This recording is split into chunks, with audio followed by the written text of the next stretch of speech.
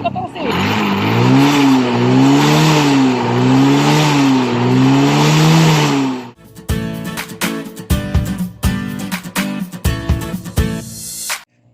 guys and welcome ulit sa ating channel. For today's video, Honda Wave 125 ay nagkaroon ng problema sa kanyang electrical system. Shoutout kay Honorace, natin simulan ang ating trabaho. So nangyari sa motor guys ay biglang humihina ang charging ng kanyang electrical system. So ngayon, napasagawa na si Bossing kung anong dapat gawin sa kanyang motor kasi nga is bago pa lang daw ang kanyang battery pero ayaw na gumana ang kanyang starter ng kanyang busina. So ngayon guys, i-check natin ang laman ng kanyang battery kung ilang voltahe meron ito. Kasi nga is, bago pa lang kanyang battery, kita nyo naman guys, yan po ay Motolite. Pero bakit to bigla nilang humihina ang kanyang baterya? So ngayon ito natin malaman kung ilang voltahe meron ang kanyang battery guys. Check natin gamit ang ating multi-tester at iset natin sa 20 volts. So ngayon, 6.76 lang ang laman ng kanyang battery. Ibig sabihin, drain na drain talaga guys. At hirap yan maka-push start at saka maka-function sa ating loud mode. Try natin guys kung nag-increase pa ang charging ng motor.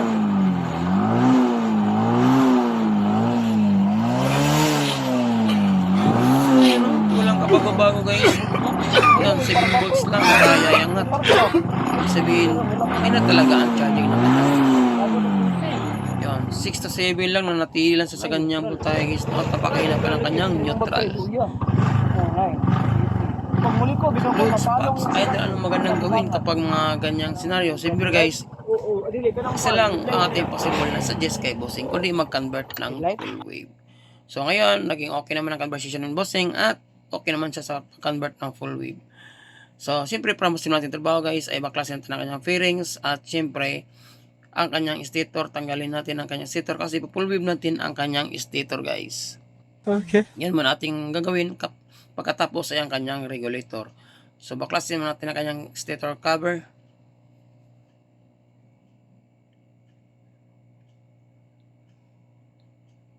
So ngayon, nakabaklas na ang kanyang stator guys.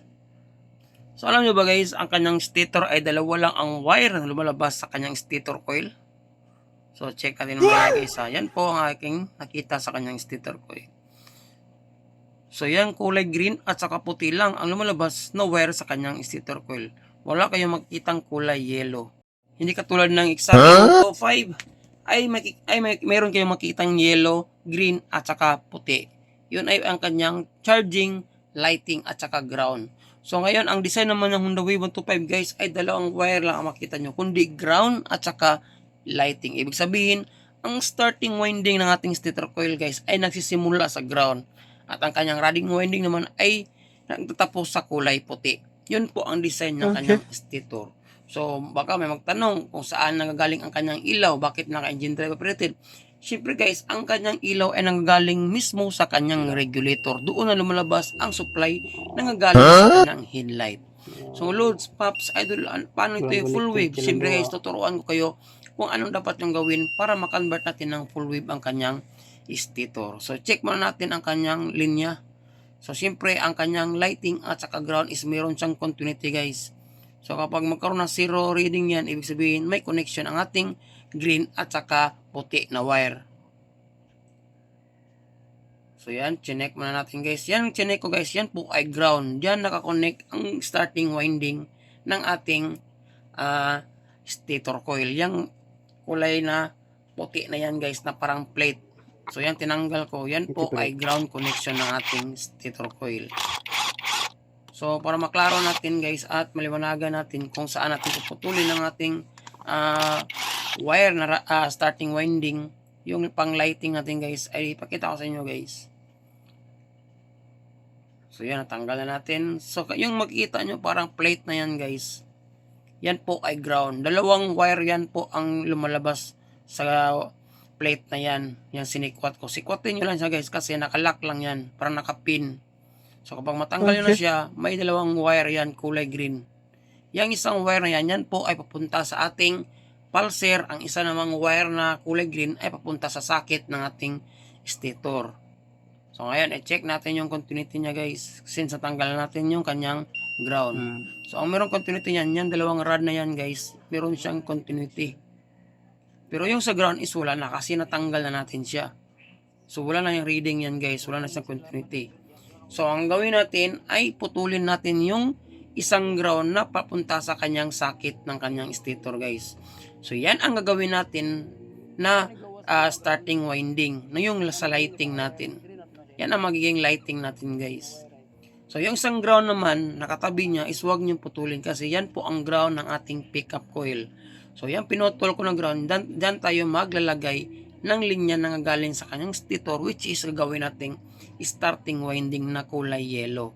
Gets nyo ba guys? Okay. Kasi walang tayong paraan para makakuha tayo ng linya palabas sa kanyang stator coil, kundi yung green na ground na yan, yung katabi ng kulay puti.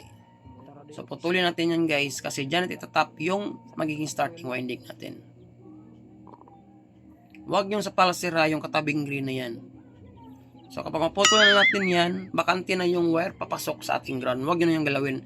Ang galawin lang natin at itap yung linya palabas sa ating sakit. So ngayon guys, dalawa makita natin na wire. Yung wire na yan, yung magnetic wire na yan, saka yung katabi niya na magnetic wire. So yung part na yan na malapit sa kanyang ground, yung sinikwat natin. So yan ang ating puputulin na magnetic wire. At dyan natin itatap sa pinutol nating wire palabas sa kanyang sakit. So yan po ang magiging starting winding natin na kulay yellow, connect sa ating regulator. Ganun lang po kadali guys. Amazing! So putulin natin yung magnetic wire na yan. Yung hinawakan ko, wag yung isa guys ha, yung katabi niya. Itong part na katabi ng ground. Kasi yan po ay malapit. Yung connection niya, yung sinikwat natin, meron siyang connection papasok sa ating starting winding. So since wala siyang connection guys, pinutol na natin siya. So yan po ang magiging starting winding natin. Yung magnetic wire na yan na pinutol ko. So sana nakita nyo guys kung saan ko siya pinutol. Para magkaroon kayo ng ideya kung sakaling magpaplano kayong mag-DIY sa inyong motorsiklo o mag-convert ng full wave. So ngayon ang gawin natin is i-check muna natin ang continuity ng kanyang magnetic wire. So ang may continuity niyan guys, yung starting winding at saka yung running winding na white na wire. So yan po ang may reading. So nagkaroon na siya ng zero continuity. So yan, ibig sabihin sila na lang ang may connection. So yung sa ground natin is wala na siya guys kasi pinutol na natin ang ating magnetic wire. So para didikit ang ating magnetic wire sa ating wire na i-connect, papagapang tayo ng wire papunta sa wire na pinutol naman natin na sa ating harness, sa ating stator coil, is kailangan balatan natin siya at linisin. Kasi ihinang natin siya guys.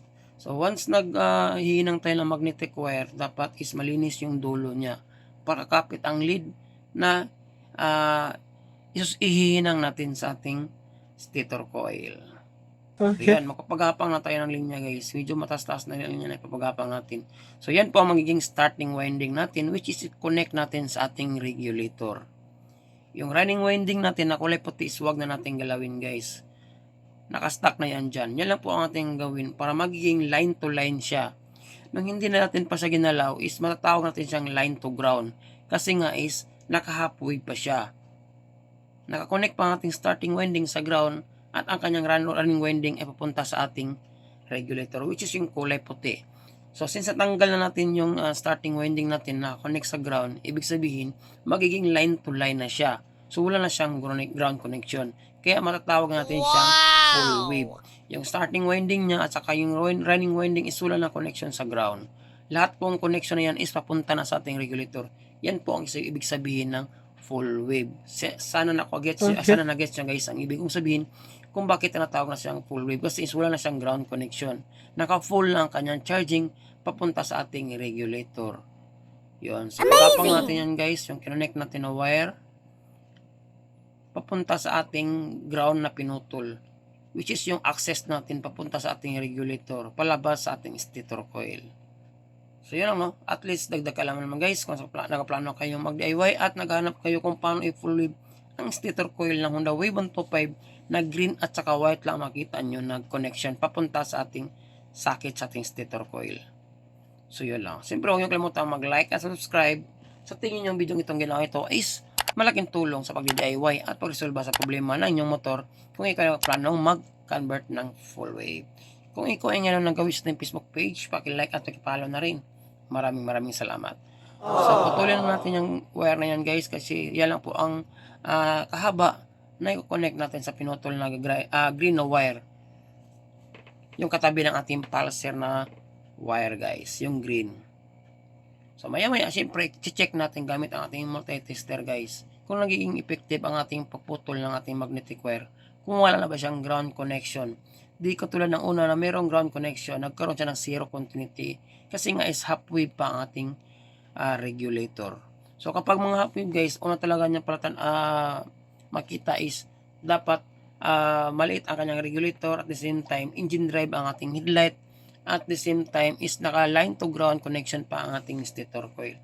Pero kapag ang ating motor ay naka full wave na, which is ang ating stator is magiging line to line, wala na siyang ground connection, buo ng kanyang charging papunta sa ating 5 pins na regulator. So which is battery operated na po ang lahat, pati headlight, saka lahat po, pati mga accessories. Wala na po na siyang engine drive. Hindi na po depende ang ating ilaw sa makina. So lahat po ay battery operated at saka naka full wave na rin ng ating regulator. Naka fast charging na rin siya guys. So yan, tapos na ating pag-convert ng full wave at na-connect na rin natin ang ating starting winding sa pinutol natin wire. Ibalik na natin yung ground na sinikwat natin guys, para back to normal lang ang stator coil. So check muna natin ang ating connection guys. Yung green at saka kulay puti sa ating socket, yun na lang dalawa ang may connection. Kasi yung green na yan, dyan natin tinap yung starting winding natin, na which is kukonect natin sa yellow na regulator. So yung dalawa na lang may reading, tapos yung sa ground is wala na siya guys. Yung tinuro-turo ko, yan may reading yan kayo na kasi naka-line to ground pa siya. Ngayon wala na siya, di ba guys? You know. Ibig sabihin, full wave na po ang ating stator coil. Yung may connect reading niya kanina, yan po ay may connection sa ating stator coil, yung magnetic wire na yan. So yung sa ground na ang wala. So ibig sabihin is line to line na po ang ating stator coil, which is ready na siya para i-convert ang ating regulator sa pagka full wave. Ganun lang po ang paraan kung paano natin i-convert ng full wave ang ating stator coil sa mga Honda Wave 125, which is kulay puti at green lang ang wire makikita natin guys. Unlike sa XRM 125 na merong yellow, puti at saka green. Yan po pagkakaiba ng dalawa guys. So ibalik na natin ang ating bolt na tinanggal, yung apat na bolt guys. Ipitan natin yan para hindi kakalas. Delikado kakalas yan kasi masira ang ating magnetic wire. Matatamaan sa magneto guys. So check mo natin, double check lang natin guys. Silang dalawa lang may reading. Tapos sa ground is wala na sila. Wala nang continuity. So yan, wala nang ka-reading guys. Yun, full wave na siya. Success ang ating pag full wave guys. Wala na siyang connection. Line to line na siya. Ngayon guys, since okay na ang ating pag-convert ng full wave ng ating stator coil, next na naman natin i-full wave ang kanyang regulator. Pwede na hindi natin siya i-full wave guys para compatible ang ating charging at saka stator ayos. Next yung gawin is putulin nyo yung wire na kulay green sa kanyang socket guys. Yan. So magpagapang kayo ng isang linya at i-connect mo sa wire na yan na pinutol, which is yan ang itatap natin sa kulay yellow ng ating regulator guys. Kailangan may sarili isang linya kasi nga is yung ground, di natin pwede nakakonect pa rin yung sa ground. Kaya putulin natin yon at magre-rekta tayo ng kulay yellow na wire na yan, connection sa ating regulator. So putulin natin ang kanyang stock na regulator guys. Tanggalin na rin natin ang kanyang socket. Kasi yung connection na yun is nakakonect pa yun sa ground. Di natin pwede na yung putulin guys. Yan po ang dapat yung gawin kapag matapos yung i-full wave ang kanyang stator. Ibalik natin ang kanyang socket sa kanyang regulator guys. Kung sakaling magkuplano si bossing, ibalik sa stock ang kanyang charging. So ito yung regulator na kakabit natin guys. So kapag regulator dapat 5 pins kaya 5 pins ang bibilhin nyo. Yung may 5 wire na may kulay itim, kulay green, puti, pula at saka yellow. So kung hindi kayo makita ng pula, puti is orange, pwede na rin yun. Importante is 5 ang wire na bibilhin nyo. So putulin mo yung wire na exist na magiging starting winding natin, kung saan ilagay natin yung kulay yellow na wire. So una natin tatap guys is yung kulay yellow na wire na galing sa ating stator, since line to line ng ating stator, at yung kulay puti na charging. So yan muna tatap natin una sa ating regulator guys. Sundin nyo lang po ang step by step na paraan. Basta itong paraan na ito guys, 5 pins na wire ang bilhin nyo, wag 4 pins. Maganda kasi yung 5 pins kasi mayroon siyang drop voltage, which is control ng malaking voltahe na galing sa ating regulator. So yan muna, kabit natin yung kulay yellow na yan, yung kulay orange na yan, yung which is yung kulay puti ng ating harness. So, siyempre pag patapos ating matap yan ng kulay orange, itatap din natin yung tatlong wire na titira, yung green, black, at saka kulay pula. Shoutout nga pala sa lahat ng nagpa-shoutout dyan sa baba, mga solid supporters natin, at lang sa ating mga silent viewers. Maraming salamat po sa inyo lahat sa walang sawang pagsuporta at panood sa ating mga videos na in-upload. So, sabi ni Bossing guys is, bigla na daw nag-drain ang kanyang battery. At siyempre, kabago-bago pa lang daw. Kasi meron siyang mini driving light. At the same time, malakas po ang kanyang busina, pop-up. So, magkaroon ng problema talaga ang kanyang baterya kapag malakas ang supply ng kanyang electrical system. So, ito ang pinaka-best natin advice guys. Kundi i-convert mo natin siya ng full wave kung sakaling may pagbabago sa kanyang charging system. At matry pa natin mabuhay ang kanyang battery. So pagkatapos makabit yung dalawang linya na wire guys, yung puti at saka yellow, next is kabit natin ang kanyang green, which is yung green din ng ating harness, ang kanyang ground. Yan, kabit natin yan guys. So pagkatapos ng green is yung kulay black naman ang ikabit natin.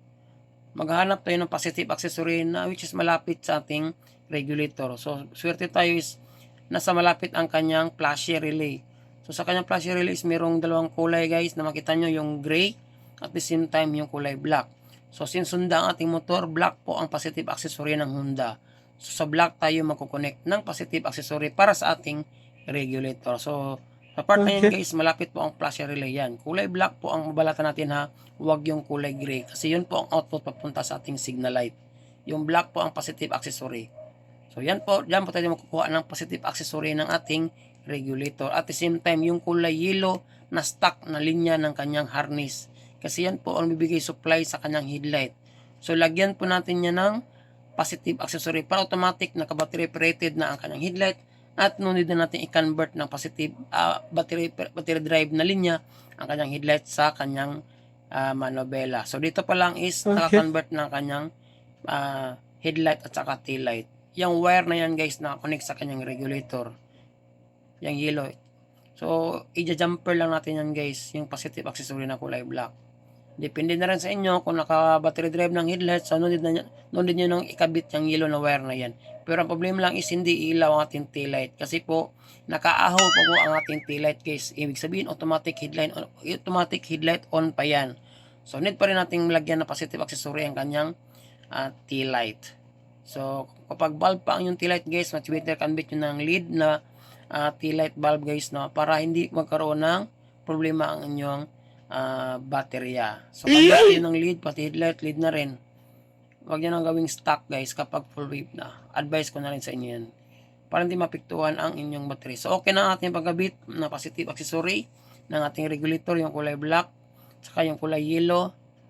Pagkatapos ito, isi-check natin kung meron ng charging ang ating regulator guys. Pa dito natin malalaman kung naging successful ang ating pag full wave ng ating stator at the same time ang kanyang regulator. Ganun lang po guys ang paraan. So palatan na natin ang kulay pula kasi ito na yung pinaka moment of truth at pinaka last na pinali ng ating wire. Dito na natin ma-check kung mayroon bang supply. Since may na ang kanyang baterya guys is nasa mga 6 volt lang. So di tayo makapag-andar kapag walang top na linya galing sa kanyang regulator. So tap na natin yung kulay pula na yan guys. So double check lang yung mga linya na nakatap lahat, no? Yung green din na ground, yung yellow yung pinag-apang natin na wire, yung kulay puti yung sa charging na kanyang harness, yung kulay black is kulay black pa rin sa ating accessory, yung kulay pula which is kulay pula pa rin sa ating harness, sa ating socket guys. Tap na natin yan. So hindi natin yung pa-under na walang charging guys kasi mahina ang kanyang battery. So automatic tap na natin yan. Total malalaman din natin yan kung under o hindi kasi hindi andar ang kanyang motor kapag walang output charging sa kanyang regulator. So natin ang kanyang sose at paandarin na natin guys gamit ang valve tester. Yan. Arahinay kayo. So yun po ang kanyang battery guys. Oh, napakaina talaga ng filament na yan. Hindi pa yan naman lang guys ha. Yan po, 6 volts lang yan. Sige, kanyang battery. Okay, So yun, paandarin na natin ang kanyang motor guys. Yan. Kickstart na natin. Si Bossing pinakickstart natin. Nyara.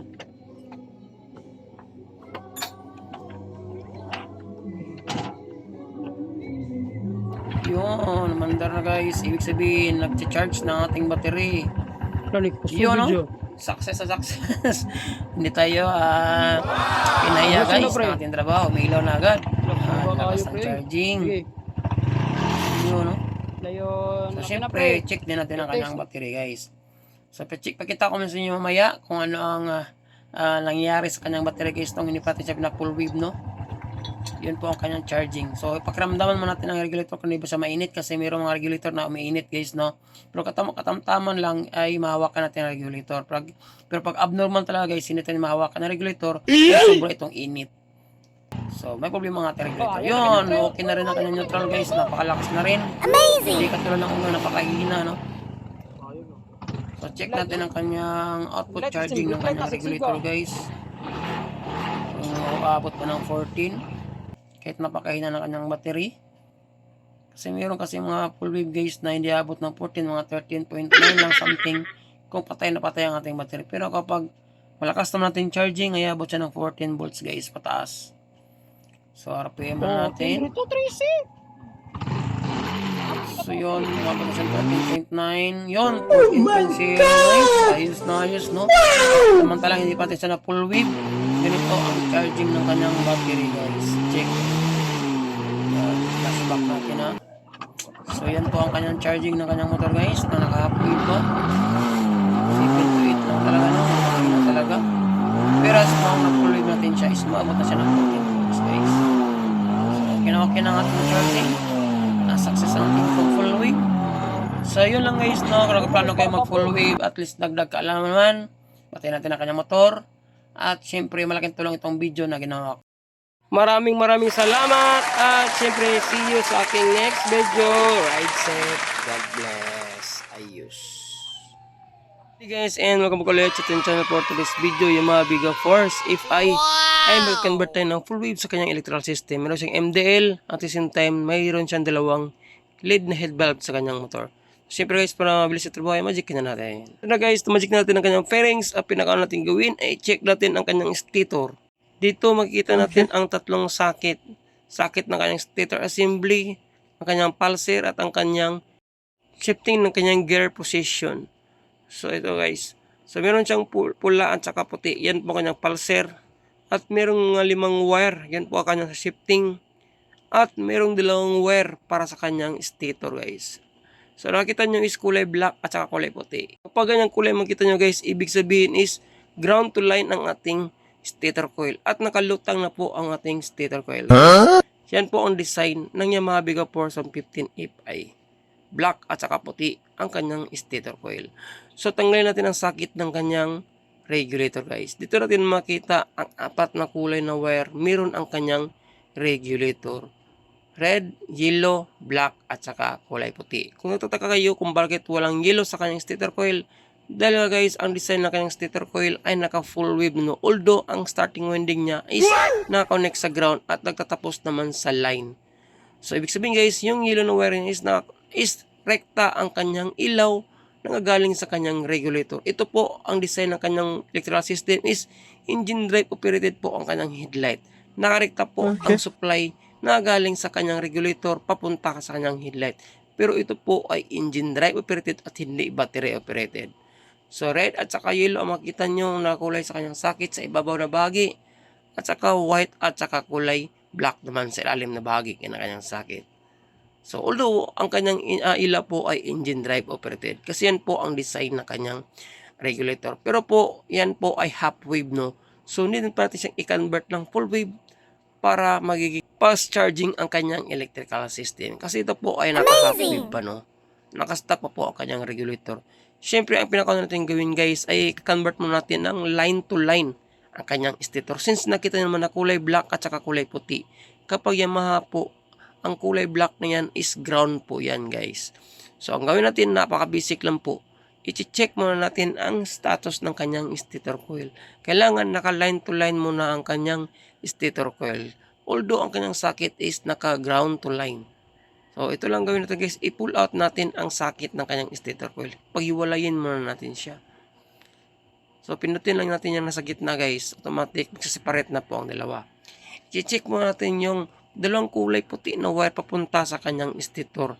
dito natin malalaman kung ito ay line to line o line to ground pa rin. Kapag line to line at walang connection sa ground guys, ibig sabihin, yung stator coil mismo ng Yamaha Vega Force 115 ay FI ay naka full wave na po. So wala na tayong pagbabaguhin dyan, kunin yung socket na lang, yung entrance socket na lang babaguhin natin para magiging kompleto na ang pag-full wave natin sa kanyang stator coil. So yan guys, nagkaroon siya ng community sa line to line. Ibig sabihin is line to line talaga ang kanyang connection. Kapag nalagyan natin yung test rod sa ground, tulad yan guys, is wala siyang reading o hindi naggagalaw ating multi-tester. Ibig sabihin wala siyang ground connection. Yung entrance wire lang talaga niya ang mayroong ground connection na yan. Yung black na yan, na wire, at ang ating body ground na ilalagay natin test rod is magkaroon siya ng connection. So yun, gumagalaw ang ating test rod. Ibig sabihin guys, walang ground connection talaga ang ating stator coil. More on line to line lang talaga siya. Para makompleto natin ang proseso ng pag line to line ng ating stator coil para magiging full wave na siya, ganito lang gawin nyo guys.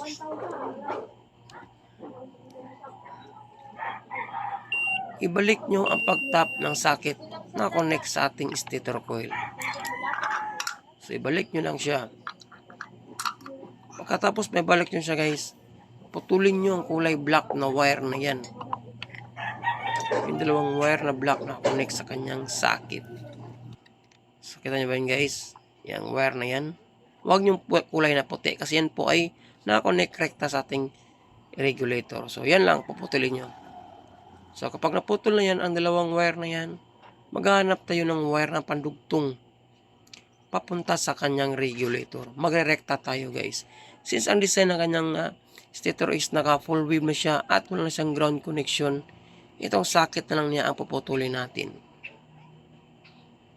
So yung kaputol niya is wala na siyang connection guys. Yun yung wire papunta sa kanyang electrical harness. Ito namang wire, ito yung nakarekta papunta sa kanyang stator. So maghanap tayo ng wire tapos magre-rekta tayo ng wire papunta sa ating regulator. Para ang connection niya guys is line to line na siya at wala na siyang iba pang connection.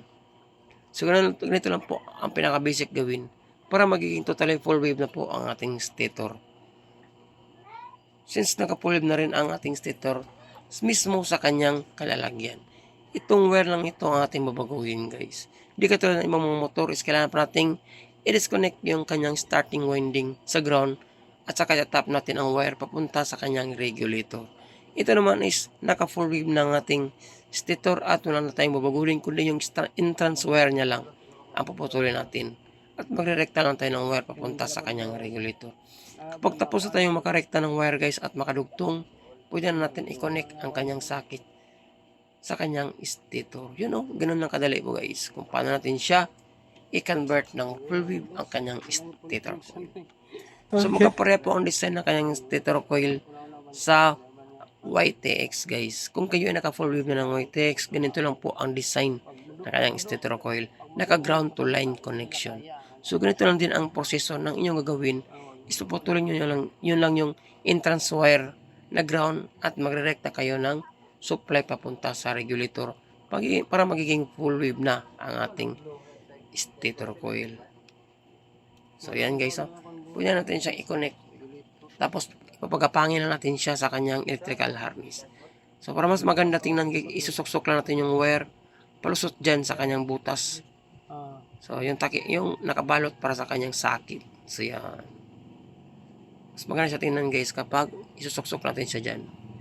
Tandaan nyo lang guys, no, kapag naka-engine drive pa yung headlight nyo tapos ganito ang design ng stator coil, ibig sabihin nakarekta na po ang supply ng ating headlight na gagaling mismo sa ating regulator. Although dalawa lang po ang linya na pumapasok dyan na galing sa ating stator, yung charging at saka yung ground lang. Pero kapag nakaplano kayo yung full wave, ganito lang po ang gagawin nyo sa inyong stator coil guys. Since na ating stator coil is naka full wave na siya mismo sa kanyang kalalagyan. So itong linya lang ating puputulin. Tapos magre-rekta lang tayo ng wire papunta sa ating regulator para magiging supply natin sa ating nilo na wire sa ating bagong regulator na ikakabit. So yan. Break na natin yung mga tinanggal natin guys. Tapos lagyan natin ng tape yung kaputol na wire na ground sa kanyang harness.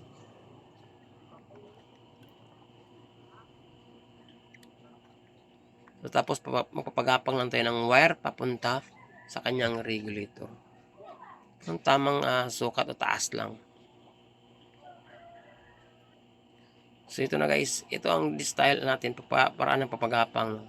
So, estimate nyo lang ang haba ng wire na ito na makapunta sa ating regulator. So, saka natin siya puputulin. So, ito po ang regulator ng ating FI guys is nasa harapan, no? So, yan. Puputulin natin ang sakit na yan. So, ito na. Napagapang na natin ang wire. Yan guys. Napasok natin sa kanyang harness. So, yan po. Linis na siya tingnan para walang nangyari. At ito namang wire na kaputol. Nakaitabi na natin sa kanyang regulator guys. Sa sakit pala ng kanyang regulator. Next step is tanggalin natin ang kanyang stock na regulator. Kasi dyan po natin ilagay yung bago nating regulator na kabit, yung full wave natin na regulator. So next natin gawin is putulin na natin ang sakit. Ganyang stock na regulator guys. Tapos yung kaputol na sakit niya, ibabalik natin sa kanyang regulator para hindi sila mahiwalay o mawala. Kung sakaling ibalik nyo ang stock na regulator na inyong motorsiklo. So yan. Meron tayong makikitang 4 na wire dyan. No? Ulitin ko lang, yan po ay yellow, kulay black, red, at saka puti. Yan po ang ating makikita sa ating regulator. Tapos doon naman sa ating bagong regulator na kabit guys, 5 po ang wire na makikita nyo sa ating bagong regulator. So doon nyo makita ang kulay yellow, white, black, red, at saka green. So dito naman sa kanyang sakit is 4 lang siya. Yung wire na pinagapang natin guys, yun ang pang-5 wire natin. Yun yung linya na itatap natin ang yellow na wire sa ating 5 wires na regulator na ikakabit. So, siyempre, babalatan natin ang mga wire na yan guys para mai-connect na natin bawat isa ng ating regulator at saka yung harness natin sa sakit ng ating regulator na kakabitan. Napakadali lang po talaga sundan kapag nakita mo ang video ito guys kung paano i-full wave ang ating Yamaha Biga Force FI. Kung ikaw ay nakakulangan sa supply ng inyong battery o ito ay nalulubat habang tumatagal ang pag-operate ng ating mini driving light at the same time yung dalawang lead bulb natin. So yun yung wire yan guys, yan ang pang-5 natin. Putulin natin siya para maging pantay ang haba niya. Yun, di ba? So, kompleto na siya guys. Ang kulang is balatan na lang natin yung mga bawat dulo ng ating wire. Ay, siyempre, before ko makalimutan ay shoutout nga pala sa lahat ng mga nagpa-shoutout dyan sa iba. Mga solid supporter natin yan na lagi nanonood sa ating mga videos na in-upload, mapa YouTube at saka Facebook page. At siyempre sa ating mga silent viewers na tahimik na nanonood at walang sawang suporta sa ating mga videos na in-upload rin. Maraming salamat po sa inyo lahat at siyempre God bless. Yun, nabalatan na natin ang mga wire sa ating sakit ng ating regulator. So, next step naman natin ay kukunin natin yung 5 wires na regulator na kakabit natin guys. Yung pang full wave natin na regulator, siyempre. So, yung wire na yan guys, yung binalatan yan po ay kulay brown. Yan po ay ang connection papunta sa ating busina. Diyan po tayo kukuha ng positive accessory. Ating regulator na kulay black at saka yung sa ating LED na headband. So, yan po ang brand ng ating regulator guys is Kaigo Lihua 5 wires. So, yan po ay original. So, yan natin gamitin kasi maganda po ang quality na iyan. At sureable tayo maganda ang kanyang output charging. Siyempre guys, hindi natin makonek ang sakit na yan. Kaya ang gawin natin, puputulin din natin yan, ang wire na yan. So, i-connect natin siya isa-isa. Kasi hindi po compatible yung sakit ng regulator ng nauna at saka yung sakit ng regulator ng ating 5 wires. So, 5 po ang wire na makita nyo sa ating regulator guys. Red, pink, black, yellow at sa green. So, maya-maya isasahin natin yan ang pag-tap. Napakadali lang po. Sundin kung saan natin ikakabit bawat isa ng mga wire na yan guys sa ating electrical harness. Okay. At kung ikaw ay bago pa lang sa ating YouTube channel at Facebook page, paki-like at paki-follow na rin. Paki-subscribe na rin guys. Maraming salamat. Kung sa tingin tong video na pong ginawa ko ay malaking tulong sa iyong pagdi-DIY sa inyong motorsiklo. Sa ating top guys is ang kulay pink ng ating regulator na 5 wires at ang kulay puti na wire naman sa ating harness ng ating motorsiklo. So yan po ang first step natin sa pag-connect ng ating wire guys, ng ating full wave Pagkatapos nito, ang yung kulay yellow naman ng ating regulator na 5 wires sa yung wire na pinaghapang natin na black yellow. So yan naman i-connect natin guys para sa ating lighting yan guys ha. So yellow ng ating regulator na 5 wires is Skygo. Ang black yellow na wire na yan para sa ating electrical harness ng ating regulator. So dalawa na po ang ating nakikabit.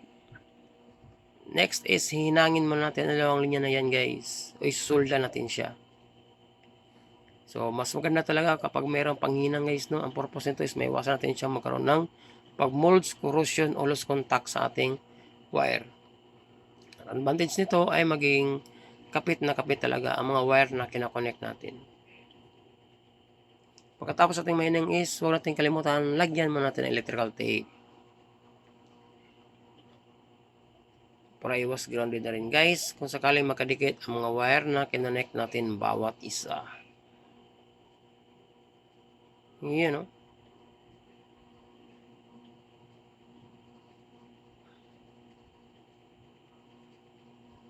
So next naman natin gawin guys, kapag matapos natin lagyan ng electrical tape ang dalawang wire na yan ng ating lighting at saka charging, yung sa yellow wire at saka sa white wire, ang next naman natin gawin is i-connect natin ang ground.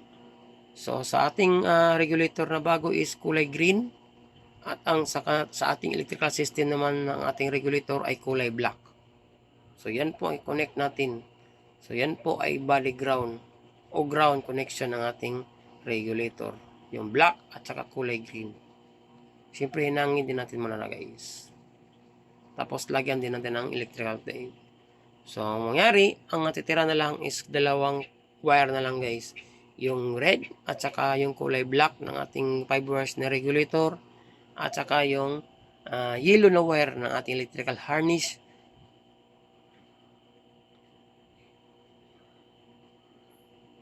At yung kulay red ng ating regulator ng sa ating electrical harness din. So, yellow at saka red naman at saka black sa ating regulator. So, ganito lang gawin nyo guys na para hindi kayo malito. Yung yellow na wire na yan is yan po ang maging connection ng ating headlight.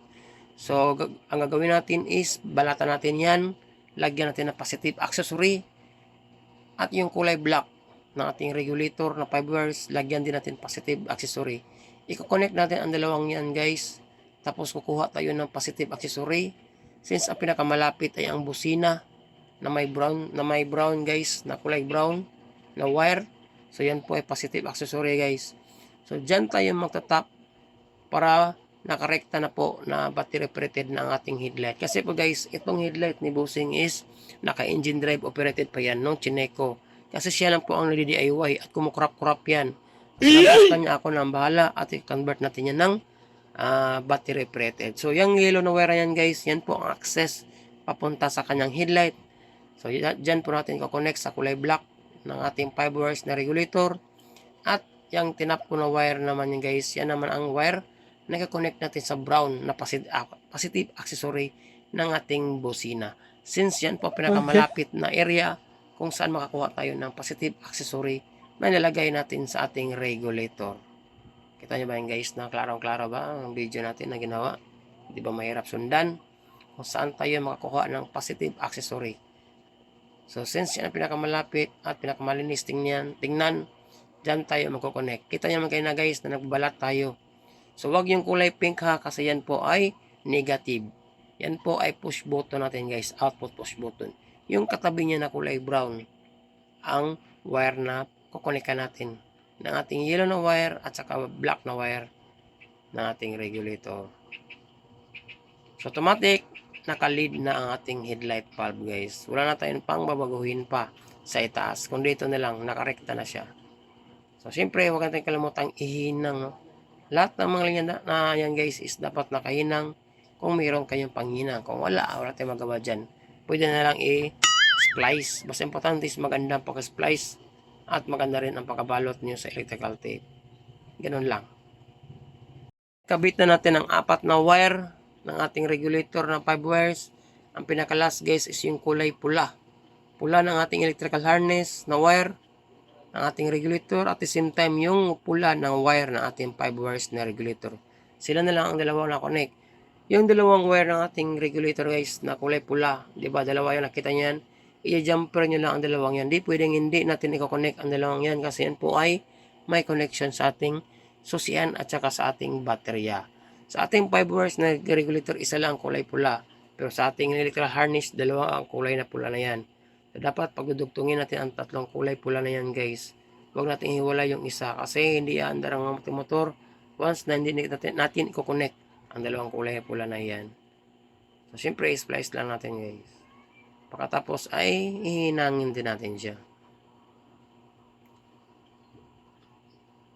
So, malapit na matapos ang ating pag-full wave, guys. Sa ating Yamaha Bigo Force 115 Fi. Sana may tutunan kayo, no? Kung sakaling nakaplano kayo mag-DIY. So, yan. So, siyempre, huwag natin kalimutan ang hinang. Tapos, balutin natin ng electrical tape.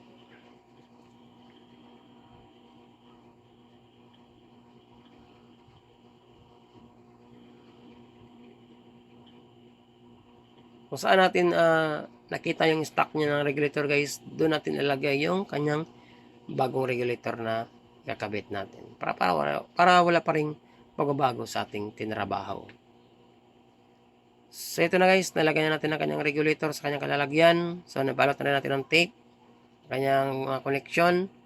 So, ito na yung moment of truth is mag-check na tayo sa ating charging system. So, for the meantime, gagamit tayo ng voltmeter kasi ito yung pinakamagandang access o reading na makukuha natin ay ang voltmeter.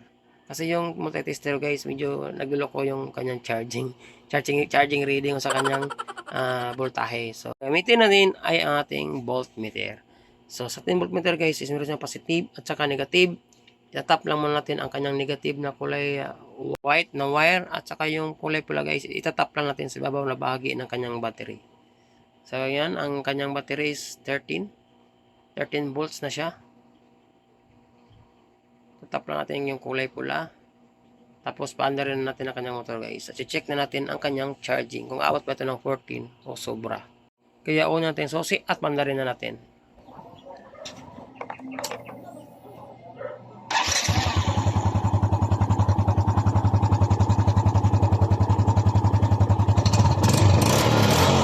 Yun na, guys, umabot na ng 14.3 ang kanyang charging. Napakaganda po ang resulta natin ng full wave ng kanyang motor.